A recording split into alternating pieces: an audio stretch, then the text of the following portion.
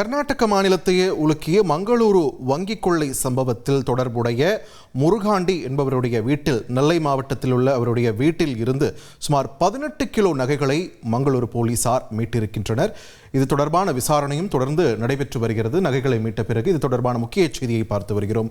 கூடுதல் விவரங்களை வழங்க இணைகிறார் எமது செய்தியாளர் ராமசுந்தரம். ராமசுந்தரம், வணக்கம். தற்பொழுது நகைகள் மீட்கப்பட்டிருக்கக்கூடிய நிலையில அடுத்து என்ன, விரிவா பதிவு பண்ணுங்க. மங்களூரு வங்கி கொள்ளை வழக்கில் தொடர்புடைய முருகாண்டி என்பவர் கடந்த செவ்வாய்க்கிழமை நெல்லை மாவட்டம் அம்பாசமுத்திரம் அருகே கைது செய்யப்பட்டார். அவருடன் சேர்ந்து கல்லிடைக்குறிச்சி பகுதியைச் சேர்ந்த ஜோஸ்வா என்பவரும் கைது செய்யப்பட்டு தனிப்படை போலீசார், மங்களூர் தனிப்படை போலீசாரால் அம்பாசமுத்திரம் நீதிமன்றத்தில் ஆஜர்படுத்தப்பட்டு விசாரணை நடத்தப்பட்டு வந்தது.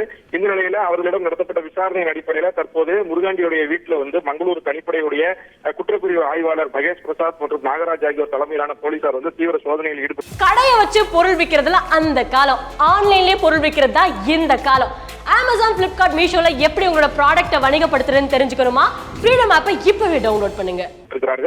தற்போது வரை 18 கிலோ தங்க நகைகள் கைப்பற்றி இருப்பதாக போலீஸ் தரப்பு தகவலாக இருக்கிறது.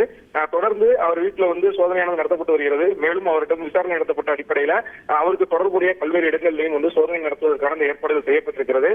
தற்போது வரை அந்த 18 கிலோ தங்க நகைக்கு பறிமுதல் செய்யப்பட்ட நிலையில அவருடைய தொடர்புடைய இடங்களிலும் தீவிர சோதனை நடத்தப்பட்டு வருகிறது. இந்த பறிமுதல் செய்யப்பட்ட நகைகள் அனைத்தும் நீதிமன்றத்தில் காண்பிக்கப்பட்டு திரும்பி மங்களூர் கொண்டு செல்லப்படும் தகவல் தெரிவிக்கப்பட்டிருக்கிறது. தற்போது அந்த களக்காடு பகுதியில் போலீசாரும் பலத்த போலீஸ் பாதுகாப்பில் ஈடுபட்டிருக்கிறார்கள். நன்றி ராமசுந்தரம், உங்களுடைய விரிவான தகவல்களுக்கு.